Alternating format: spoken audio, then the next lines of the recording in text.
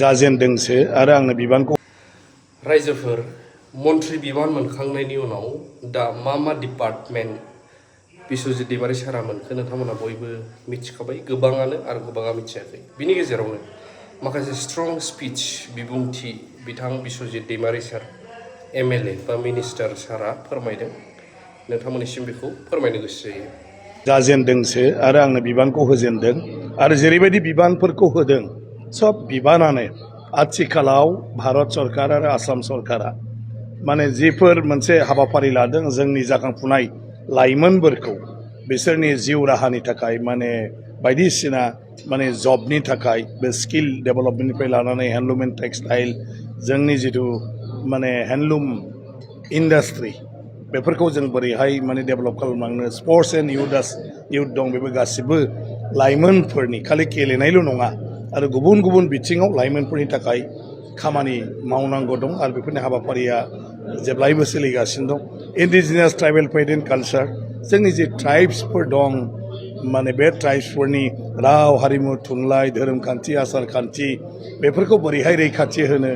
बेफोरखौ बोरैहाय जौगाहोनो आरो बोरैहाय सानफ्रोमबोनि जिउआव बिसोरखौ गावबा गावनि समाजखान्थिनि गेजेरजों सोलिलांबाय थानायाव मदद खालामनो हायो बे डिपार्टमेन्टनिफ्राय मावनाय जायो थ' गासिबो डिपार्टमेन्टआनो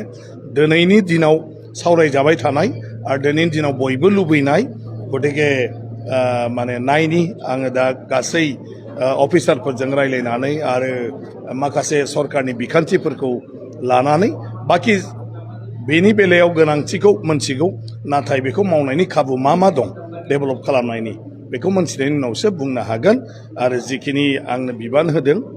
माने बे बिबाना खुब माने इम्पर्टेन्ट मानसिनि सानफ्रोमबोनि जिउजों सोमोन्दो थानाय गतिके आरामै जनानैथ' सोलिनो हाया गासिबो न'नि बायह्रायाव बे गासैबो माने जिथु डिपार्टमेन्ट गतिके मा होनो दा एन्टारप्रेनारशिपआ दिनैनि दिनाव बेयो इम्पर्टेन्ट जे सासे मानसिखौ बेनि थाखाय स्किल खालामनांगौ बियो बेफार बानिज्य खालामनानै सोलिनो रोंनांगौ आरो जिखुनु खामानि मावनो थाखाय बेखौ स्किल खालामनांगौ गतिके दिनैनि दिनाव बेफोरो बिराद इम्पर्टेन्ट आरो बेफोरखौ दा नाजानि मानव गेदेर मुख्यमन्थ्रिया जेब्लायबो मदद होगोन आरो सेन्ट्रेल गभर्नमेन्टआबो आं सानो जे निस्सय माने जेसे हागौ जोंनाव बयबो लाइमोनफोरनि मदद जानाय हिसाबै खामानि मावनो हागोन मा दं आं गासैखौबो मोनथिगौ मा मावनो हायो मोनथिगौ माबायदि लांनांगौ बेखौबो मोनथिगौ अदेबानि